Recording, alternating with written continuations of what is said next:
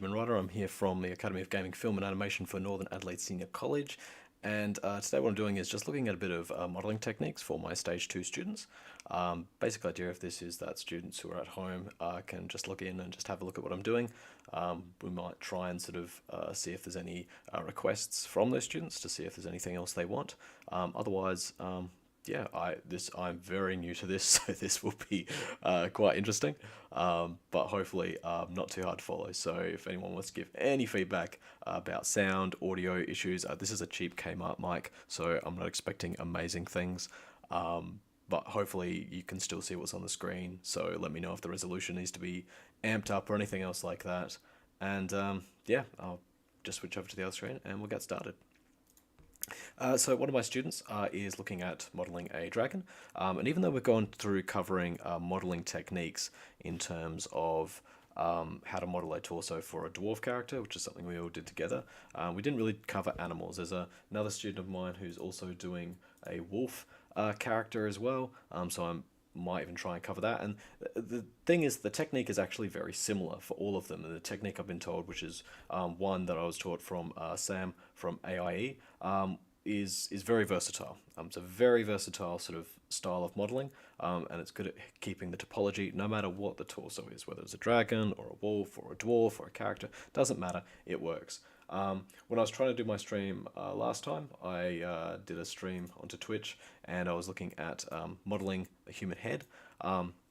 Using a similar technique, but the main thing we're looking for, and again, I'm not going to pretend like this is the best example of that, but the main thing that we're looking for when we're doing any kind of modeling is topology, which means that things that need to sort of move, especially in like animation and things like that, can move, because if they can't deform properly and everything, when you go to, the character squints their eyes or moves their mouth, it'll be a problem. Now, we're not really looking at that level of animation for our characters, but it is still important, I think, to get into the habit of having that modeling. It's not just for animation, it's also for rendering, UV unwrapping. Everything is just better when you have good edge flow. So without any further ado, we'll start looking at how you could model it for this. So if you remember from our dwarf character, first thing we're going to start with is a loop. And basically the idea is that we're going to create a loop, put it around the neck.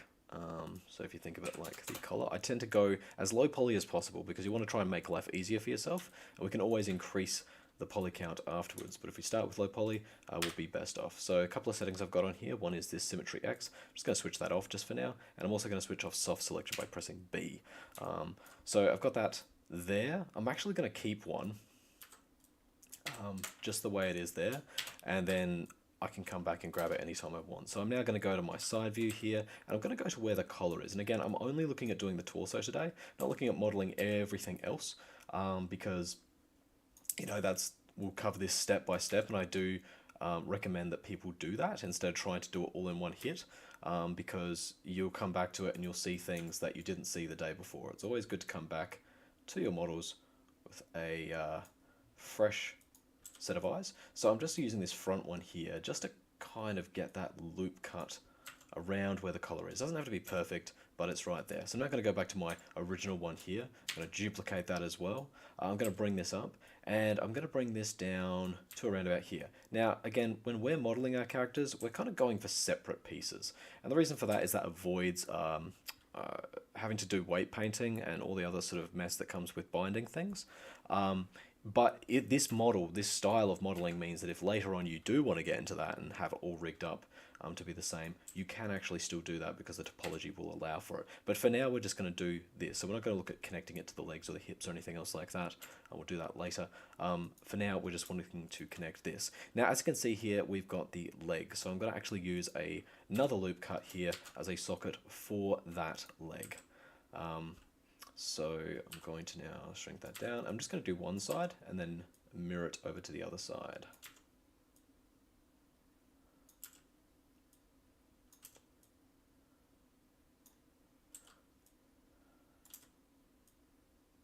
Cool. And now I'm just going to look at this from the side view as well. And yeah, there we are. So we've got that loop there, we've got that loop there. So to mirror over to the other side, so I don't have to just do the same thing on the other side, what I'm going to do is I'm going to go Control D, I'm then going to press Control G. G groups things, but it also creates a center point pivot here, of which I can use to then put in minus scale x minus 1, and then I'll move it over to the other side. The way it does that is it basically just, because when you scale things, they invert like that. So it's a clever little trick there that can just mirror things without having to use the mirror tool. So there, basically, I've got all my sort of pieces in place. If I really wanted to, and I might actually just make things a little bit easier, and to help you if you've got more complicated torsos, I'm just going to have this on the side here and stretch that out there. So that's just going to help keep that flow going all the way down the chest, so that when your character shakes and they sort of move about and everything, it all flows properly if you decide to weight paint later. For now, it'll just make it so it's a little bit nicer for when you're UV unwrapping. We can put our seams in the proper appropriate place. So I'm going to grab all of these, and now I'm going to combine them. I have to combine them before I can do this next step. So if you're trying to do this next step and the bridging tool is not working, check to make sure everything has been combined. So I'm also just going to delete history and freeze transformations. You don't have to do this because I'm about to combine it anyway, but that will figure out there. Now, as you can see, I've got a whole heap of groups here, and my outline is looking a bit messy. So I'm just going to delete history. That's going to get rid of all of this, and then I'm going to freeze transformations, just like that. And so that's cleaned it up nicely. I'm actually going to call this one torso, just to save time for later, and we're going to start bridging this up. So what do I mean by bridging? Well, bridging is a tool where you can select a edge here and an edge here, and I can go up here to edit mesh and go bridge. And what it will do is it will create a face in between. So it's a great way of being able to connect up these loops now. So now it's just a big game of connect the loops. So I can also hold down the shift key and then right click and hold with my mouse, and it brings up a different pie menu, one which has bridge right here. So I'm still holding down my left key and I'm still holding down shift, and I left click on bridge, and there we go. Now there's a couple of things we can put in here, and we'll look at those a little bit later, but for now that's just what we need to do there. So I'm also going to do it at the front here before I start going to the other side and using the symmetry tool to speed things up, because we need to start talking about, well, what are we doing here, what's happening here. So we need it to follow this loop down, but we also need it to connect up to these leg joints here. So there needs to be a bridge in between here. So we're going to start with that first. Now, I want it so that, I've got one line edge loop that goes down the bottom here, on the top, and I want to make sure it goes down the bottom here as well. So when I'm joining these up, I want to keep it as just one. I don't want to have to start dividing it up and everything else like that. But as you can see, we're already starting to hit a bit of problems, like where do I bridge it from here? Now I could just bridge it from here to here, but then I've got all these other sort of problems here, and I want to sort of keep a good loop going around here. So what do I do? Well, the answer is that we can start using this division tool here, and what that allows me to do is put in extra edge loops, so that I can start actually putting these together. Now I'm just going to start with these two and see how that goes. So now I can use another tool that comes with this called the world tool. And the world tool allows me to left click and drag from one component to the next. Now, word of caution when using this tool: if you accidentally have another thing over here selected and then I go to my world tool and then I innocuously just select these two, it will now world all three. So you've got to be really careful with this. It's funny, they call it the edge loop tool, the knife tool, and the world tool. You kind of have to treat them as if they're the real world counterparts. Like if I'm picking up a welder, I want to be careful with what I'm doing so I don't accidentally weld myself. So here I just want to just make sure I've got only those components selected, and always just do a quick check around the model just to make sure that's going okay there. Also, because I'm doing this to one side and I want it to do it to the other, I can start looking at the symmetry tool. Symmetry tool is over here, and I want to go to Object X, because if I look at this, the x-axis is the one that I want to symmetrize on, and so now you see when I select one, it also selects the other and moves it in real time, which can be useful. You want to hit that symmetry tool sooner rather than later, after you've pretty much got this middle part done, because if you start making edge loops on here or differences over here and then you switch that on, it's not going to work. It only works if the geometry is exactly the same. And it can be a little bit finicky. So if it doesn't work, don't stress. It saves a bit of time, but not that much. And if you've done your job right with the loops, you don't need it in order to make it all work. So now we're going to start looking at how we could connect up the rest of this. So I'm just going to connect up this part here. And that there, and I might have to do this a few times and get the the loops right and everything, so just bear with me. But overall, this technique holds up really well, I found. Okay, so that's looking a bit sketchy there, so I'm just going to move this up and in like so. Move it up. And as you can see, we probably need something else just sort of going down here, or maybe we just need to lower these loops down a bit. But yeah, anyway, the point is that we're starting to connect up those joints and it's all looking quite good. So let's just move that to there.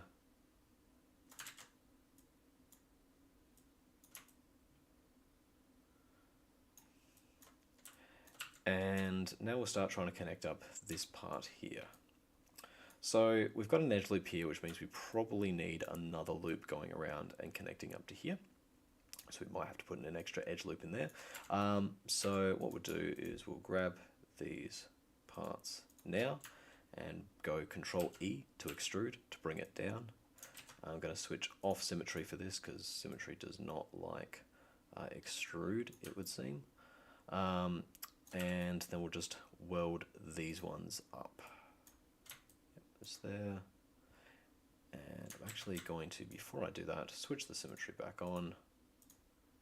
And there to there, and there to there. This technique, see, as you can see, the symmetry tool is already breaking a little bit. It's not happy. Once I've welded these parts, it's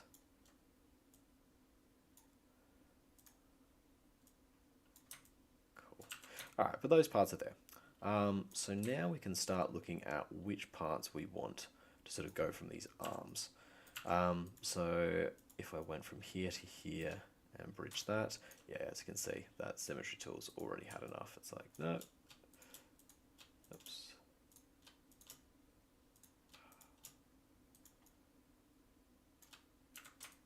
Cool. And we can weld this to this one here as well. I'm at loath, I don't want to create just an edge loop down here to make these fit. The reason being that, you know, we've set out to try and keep this 10, and we want to keep that row of 10 consistent. So we're just going to keep working our way down. I really don't like this face here. This is what we refer to as an n-gon. It's been twisted up way too many times here, so I'm actually going to delete that and fix this right up here, because that was part of, yeah.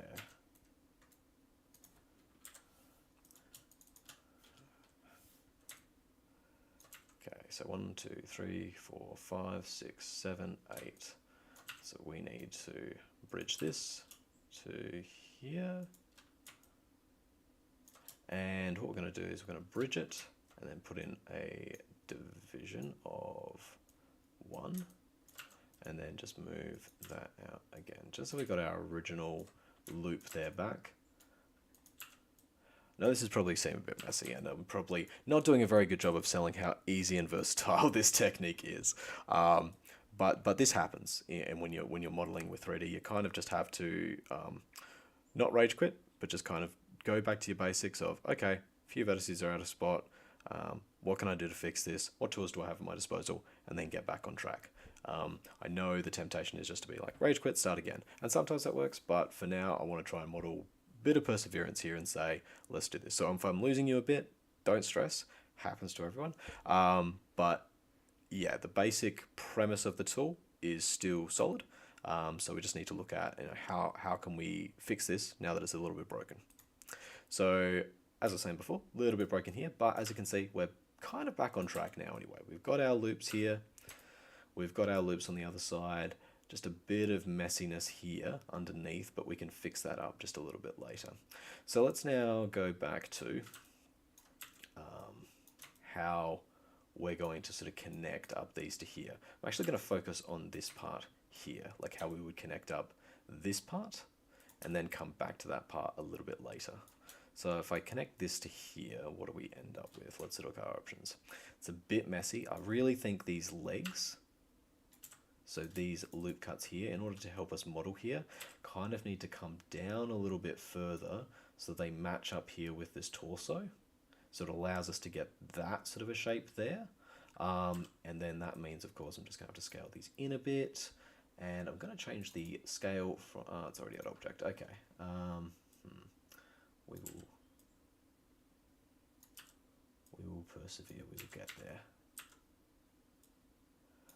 Okay. So sort of there. Sort of. All right. So that's good. So now we're just going to try and get this across the line. So across here, I'm seeing that a lot of these weird sort of n-gon shapes here. So I'm going to actually fix that by using an edge loop that's just going to go across here and across here as well. Because I can afford to have more lines across here. I just can't afford, you know, we can always put in extra divisions here, move this out. I just don't want to be putting them like up like this, because that's going to just create extra faces and it's going to stop us from getting that round shape that we want when we smooth and subdivide it later. So we want to sort of keep those alone and just only go up vertically. But that should now allow us to do that and that. So that part there is looking good. So now we just got to connect up this middle part here really. To sort of get it across there. Now I'm actually going to follow my own advice here and disconnect these so that I can move them in. Now, again, on Blender, a bit different. So I'm just going to try my best. What's the best way to do this? I'm actually going to delete this one, and this one. There we go.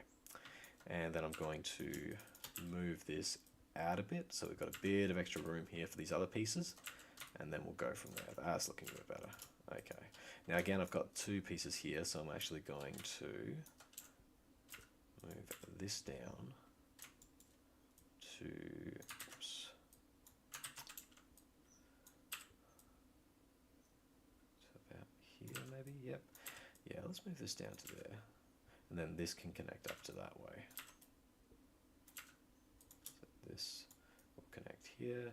You can see that the bridge, the symmetry tool is already having issues here. So I might just go ahead and switch this off because it's already breaking now. So that's there, that can go to there. So that just sort of keeps this nice loop, I guess, around there. And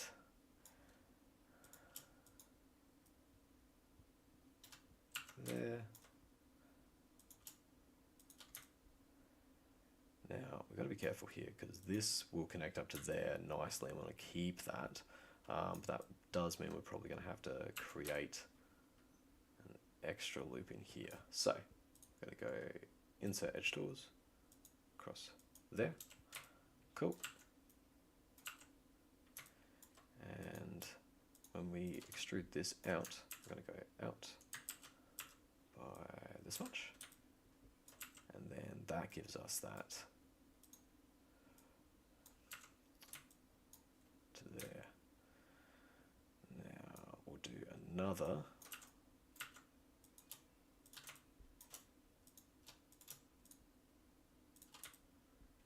Out.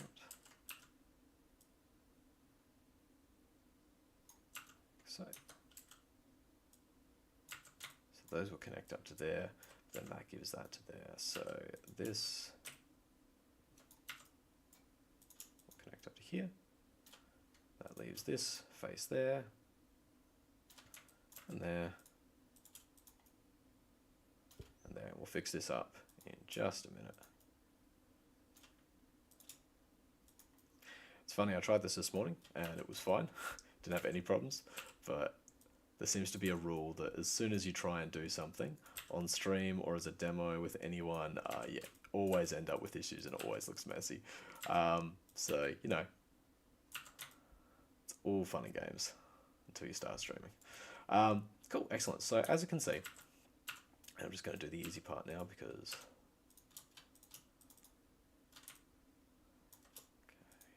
Okay, disconnect that and that, and then bridge those. Disconnect that and that. So it's just those ones there, and then bridge that up together there. Cool. So we're starting to get that sort of shape there of this wolf. Um, so that is good there. It's following the orthographic quite nicely. I like it. Not too happy with this one here. Going to try and quickly think of solutions to that in a minute. But for now, it means that we don't have any triangles and we don't have any n-gons. So I'm happy with that. Again, keeping in mind, we're not going to necessarily be weight painting this one. So it's not going to be the end of the world if we do have some sort of edge flow issues, but I would prefer not to, you know, it just looks a little bit messy. But just to, that's a good point. Why do I not have it on here? I do have it on here. I seem to have created myself an extra square that I don't need. So I'm just gonna delete that, and then we could just sew it up like so. I don't know. That's,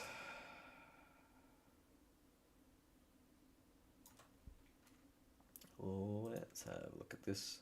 I'm actually going to hide the orthographic. Just give me a second. And just have a look at this. So this is the wireframe, and as you can see, it's all symmetrical except for this part here. So let's have a look. Where is it not?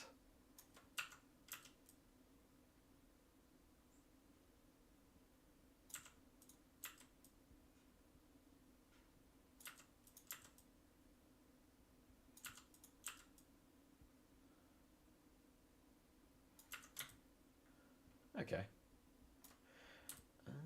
We could probably then weld that to there.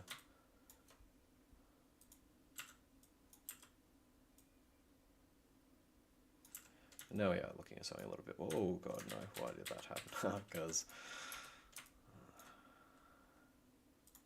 it did that same thing with the welder that I was just warning about people at the start of the video. Good demo. Okay, excellent. So, bit messy there, but we landed it in the end. So yeah, so basically what we have here now is the very base of a torso, using that same technique that we use for the dwarf, just this time on a wolf. I'm just going to bring that back there, because we probably do need to tweak it just a little bit, just to get it so it's a little bit more in line with this. But the good thing about that is we can now, because we heard that edge loop, we can now move things about properly. And when we're using the soft select tool, it's not actually going to be causing all these issues with deformity, because it's there. Now I will get out of this preview mode because it looks nice, but it's always good just to jump out of it again and then just be like, okay, but what does it actually look like with the faces that we have, not the faces that it says we'll have. So that's interesting how this sort of orthographic here kind of works, because that's the actual leg, but it seems like there's another part of the leg that comes up. I don't know if that's actually just like a thing that's over the top of it. It kind of, I think it is actually. So I'm not going to actually follow that exactly because I think it's just not quite right. But yeah, there we go. That is the wolf. Now, as I started late, I'm also then going to look at how we could do this same technique on the dragon. Hopefully, second one will be a little bit better than the next. So just give me a second and I will open up that one. Here we go.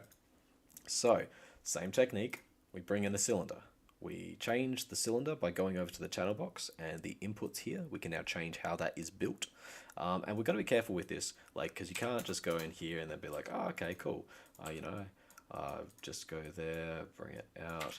Okay, actually I want, to maybe put an extrude here. And I don't know why you'd want to put an extrude, but I just want to demonstrate a point.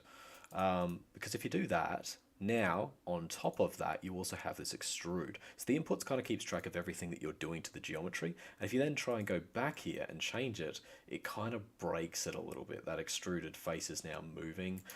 So what you got to remember when you're doing this technique is figure out what you want for its basic first, put it in there, and then move on, because as soon as you start deleting faces or doing any kind of extrudes, it becomes very hard to go back there and then change them afterwards. And I always stick to 10. 10's a good number and everything. It's low poly enough that you can actually start blocking it out, but not too low that you don't have edges to work with.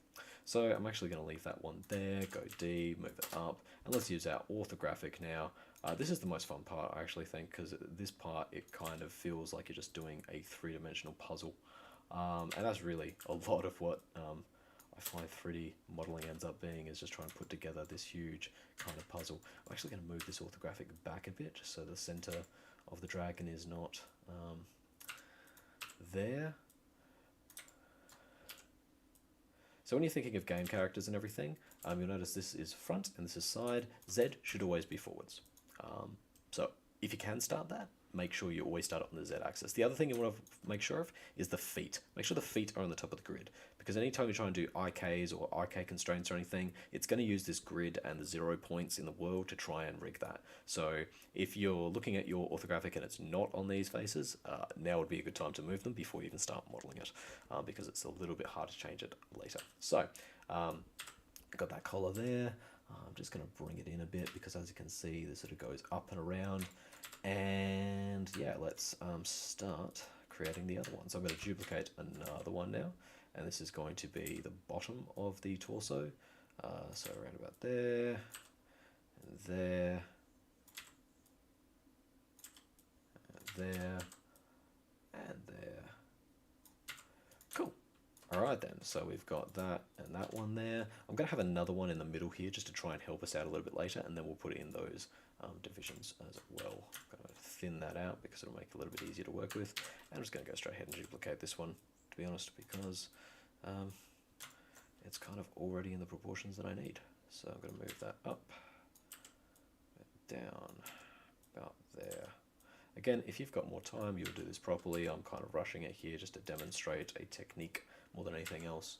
But we'll pull that in there, and there we go. So then the only thing we need now is some place for that socket to go. I'm actually going to pull this up just a bit, just so we've got room for that to happen. Cool. So then duplicate this. We're going to move it up and stick it where we think the shoulder should be, basically, or where the sockets should be. Gonna scale that down, scale that there, scale that in, obviously, so it sits there, scale that in. So the shoulders sort of come out to the side there, so I'm actually going to move it up about this way. And this is going to be a little bit tricky, because they sort of come out here, and that means this. I'm actually going to delete this one. I'm going to work that one in, because I think it's going to be causing more issues than solutions. Just trying to think about where the best place to start parenting this one up is going to be.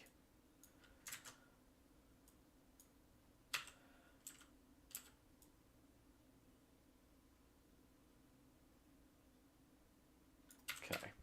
All right, let's give this a try. Let's see how we go. All right, here we go. Select them all. Delete, combine, delete, torso. Here we go. All right, so let's start by, I'm going to try and do a little bit more of the shoulders, because the shoulders are in a weird spot. Normally when you're sort of doing the dwarf, your sort of neck goes to the arms and the arm goes down here. But obviously this is a little bit forward, but that's still kind of, you know, when dragons arch up, they still have that same thing there. So I'm actually going to try it that way this time. And what the hell? We'll give symmetry a shot again.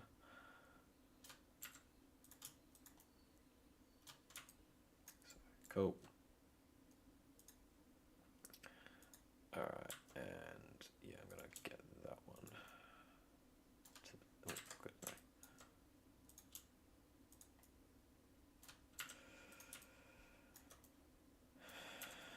Actually, no. So I'm gonna bridge these up. But I'm gonna bridge these up, and I'm gonna put in 2 divisions. So that I've got these edge loops to work with. And then I'm going to weld these 2 up like that, and there we go. So that's there. Let's move them out. Let's move them up. Let's do the same here. Bridge, 2 divisions, world that up there, world that up there, world that up there, world that up there. Okay, we're getting there now. So, as far as this sort of point here goes, like it's quite tricky because it's just going in a very, very different direction than what humans would. I'm not going to move that. I'm just going to actually try my best to get that sort of midpoint that goes down here to here to here. I'm actually going to put that straight in and then see what we can do. I'm not even going to do the divisions here. I'm actually going to do them manually with the edge loop tool so I can put them exactly where I feel like they need to go. So now it's going to automatically put that in the middle. So I'm going to go up here, change it from equal modifier to relative distance from edge. And I'm going to put 1 here so we can move that to there. But I'm going to move this out to here. And I'm actually going to move this one out here so it matches up with this orthographic and this side view that I'm looking at here. Like so. So that's going to be connected to that one. I'm going to have another loop here that's going to connect in with that one there. I'm going to move it out here so it matches up to that. Yep. And then, so that one goes to there, that one goes to there. This one goes there. I'm actually going to start bridging these up.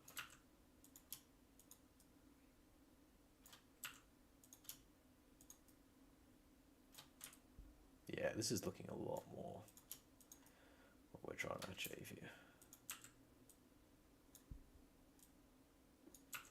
Cool. Yep. Now we're cooking with gas. Okay. That one's going to go to there.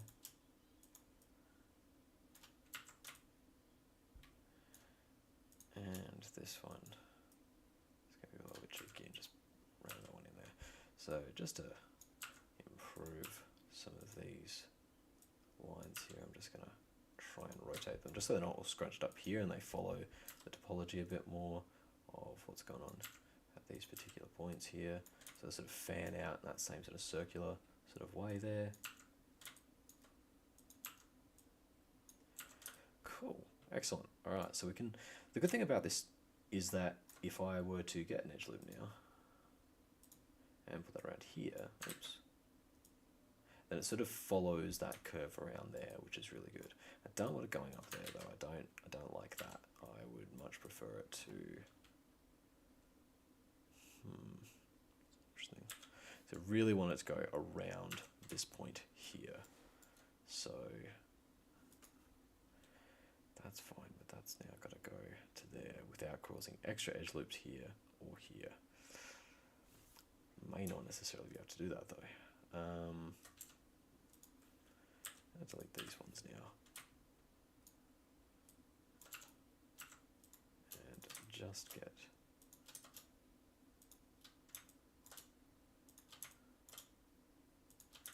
these here, get them out.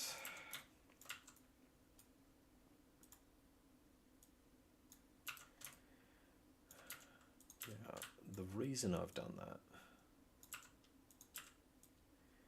is because later on, when we want to make this sort of not look so boxy there, I want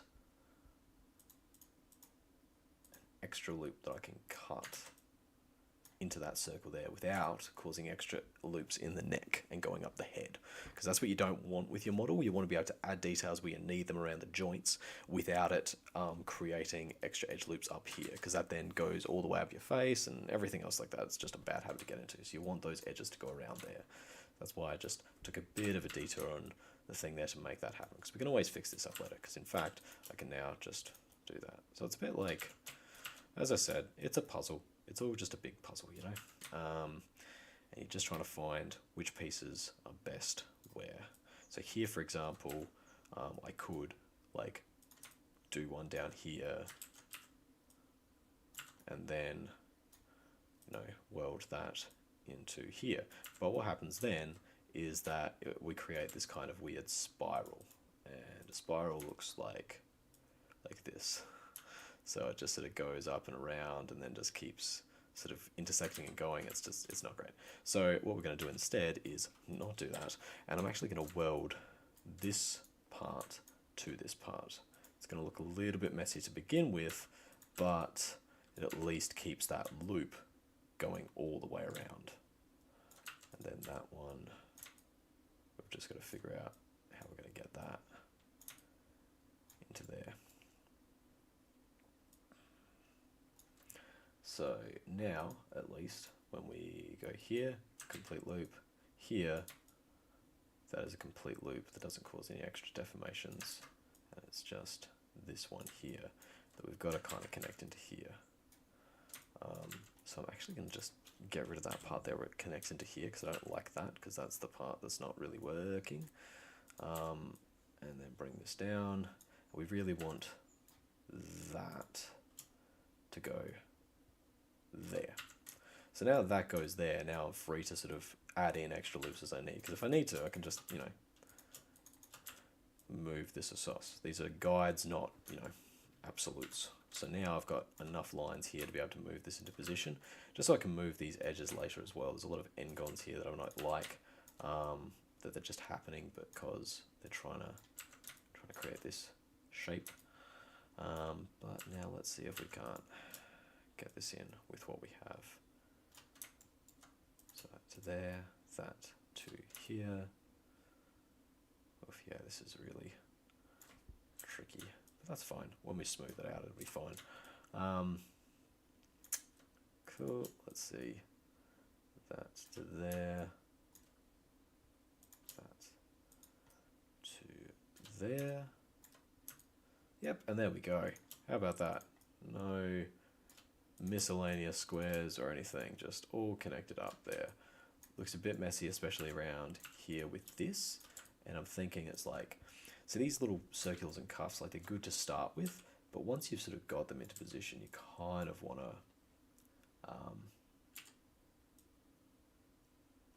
just really make them thin, just so that you can move them around the way you want to and the way you need to in order to get the shape. If I just use the soft select tool here, so see that, like this is again the real power of using really good topology, is you can just move things around like this and it's not breaking anything, which is really good. I'm just gonna that there. Yeah, there we go. I think that's part of the problem as well, is that this front is just a little bit too bulky. It needs to come in a bit more like an actual lizard. And these parts probably need to come in as well. There's actually a top part of this. I'm just going to bring that in as well, just so we can see if that gives us any clues. There it is, top. Of course, it's not facing the right way.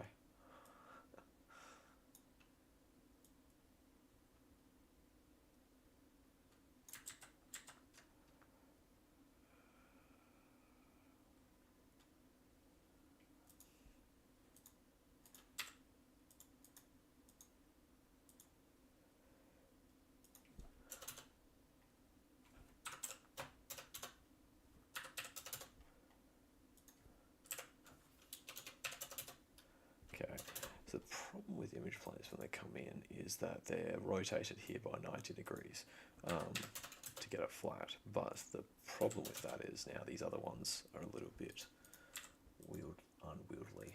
So I'm just going to move this back so it sort of lines up here and gives us some clues as to what's happening. But ultimately, it's not too bad. It's really just this middle part here I don't like. So I don't know. I think part of that, if we look at this top part, is that this actually needs to come out. But also, I think this middle edge here really needs to come out more. And then, of course, this inner edge. I think it just the whole thing needs to be rotated a little bit forward. So it's a little bit more forward like that.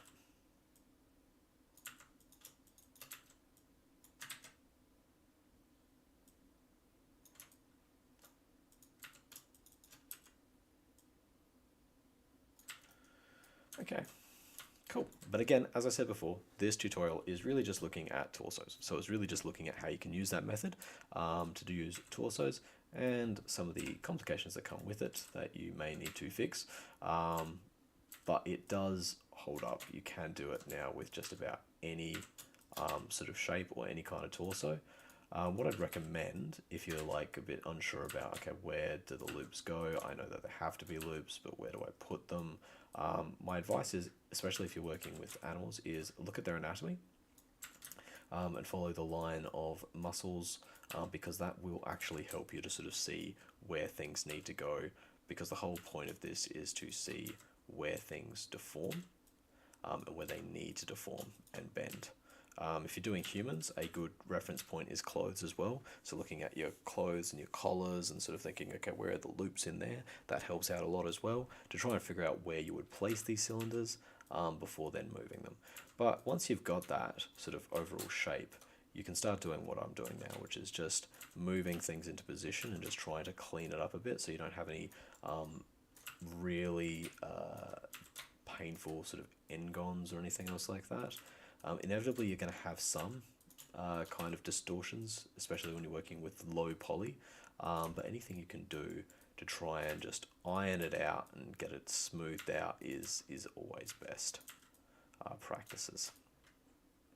But yeah, that's me done. Again, the way you sort of check it to know that you've done it right is you can just bring up your handy little edge loop tool. If you can put a loop around the shoulder there and not have it cause extra loops anywhere else, you've done well. If you can do that around here, same thing, you know.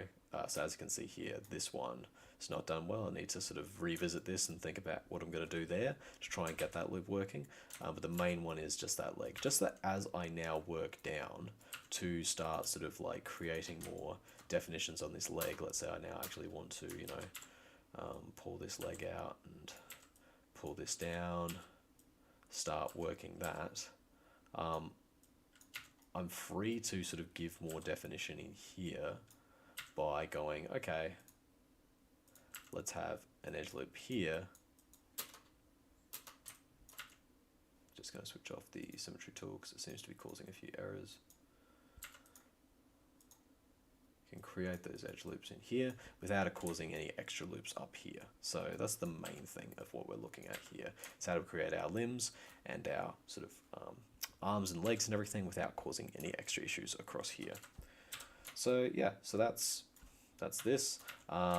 Obviously, when you get to the arms, and we will, separate pieces is better because, as you can see here, trying to sort of get this all so it doesn't have this weird joint in the middle there can be quite tricky. So what I would advise to people is, instead of trying to extrude this down, the next part is like creating those limbs using the same technique we just used here.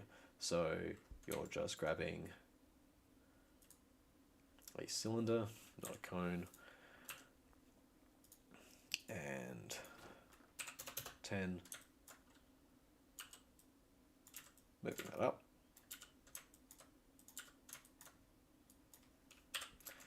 Getting rid of those faces there, switching off symmetry. And now let's say we're sort of looking at the leg as a bit of a preview as to what we'll look at next week when we're sort of creating limbs. Or we'll probably create the hips first and then the limbs, but in any case, what you're going to have is a nice overlap here where we stump off one end, like so.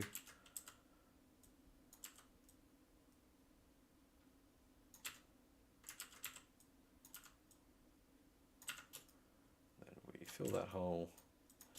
This is the only place where it's okay to use triangles because they're right at the top and they're not deforming edge flow.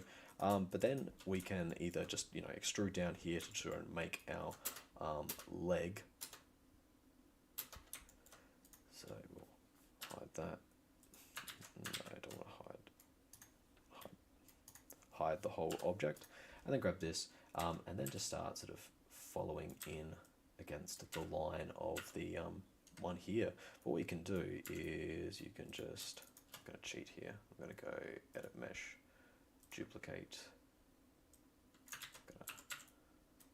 go here, go down, scale it in, there, scale it in, cool,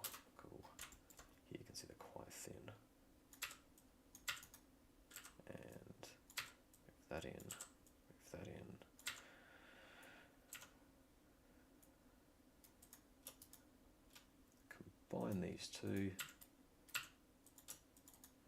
And same story as what we did there. Very simple. Bridge it up. You can always put in extra edge loops to get the biceps and sort of like the more of the muscle sort of tone in there if you want to.